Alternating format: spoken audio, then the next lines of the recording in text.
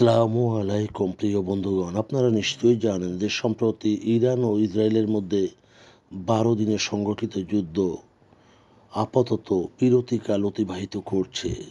তার মধ্যেও নানান উৎকণ্ঠা, উদ্বেগ ভর করছে মধ্যপ্রাচ্যের মানুষদের।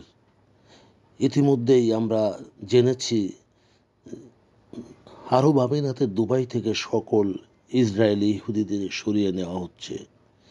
আর এই সরিয়ে নেওয়ার পেছনেই কোনো বড় ধরনের ঘটনা আছে কিনা, কারণ এর আগেও ইরানে আক্রমণের আগেই ইরাকে অবস্থানরত সকল মার্কিন সেনা ও ইসরায়েলিদের সরিয়ে নেওয়া হয়েছিল।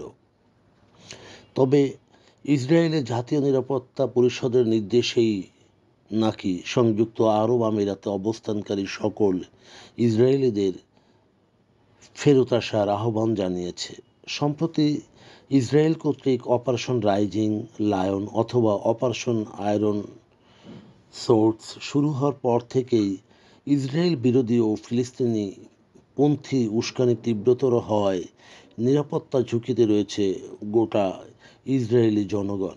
বিশেষ করে ইরানি, হামাস, হিজবুল্লাহ ও গ্লোবাল জিহাদের ক্রমবর্ধমান হুমকির কথা বলা হয়েছে।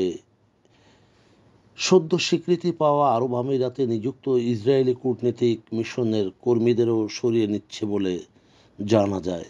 সংযুক্ত আরব আমিরাতে নিযুক্ত ইসরায়েলি রাষ্ট্রদূত ইয়োশি শেলিও এই বার্তার কথা স্বীকার করেছেন।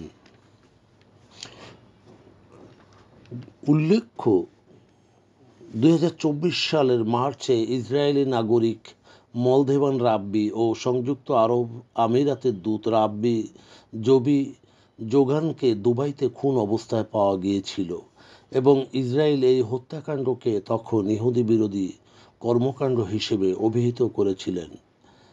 সংযুক্ত আরব আমিরাত কর্তৃপক্ষ তাৎক্ষণিক 3 উজবেক নাগরিককে গ্রেপ্তার করে এবং পরে এটি গত নভেম্বরে মৃত্যুদণ্ডাদেশ দেয়, যা ছিল আরব আমিরাতের মতো একটি নিরাপদ, শান্ত দেশে একটি অভূতপূর্ব ঘটনা।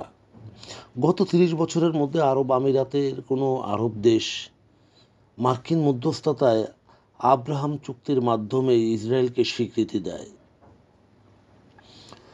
অন্য এক খবরে জানা যায়, আরব আমিরাতে নিযুক্ত ইসরায়েলি রাষ্ট্রদূত দুবাইয়ের একটি বারে একটি অসম্মানজনক আচরণ করে, যা প্রতিবাদের মাধ্যমে ইসরায়েল সরকারকে অভিযোগ করা হয় এবং সেটি করে আরব আমিরাত।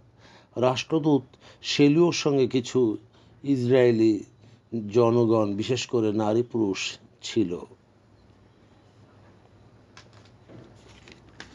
বন্ধুগণ, যদি আমাদের এই তথ্য গল্প আপনার ভালো লাগে তাহলে আমাদের সঙ্গে থাকুন এবং আমাদের সাবস্ক্রাইব করুন।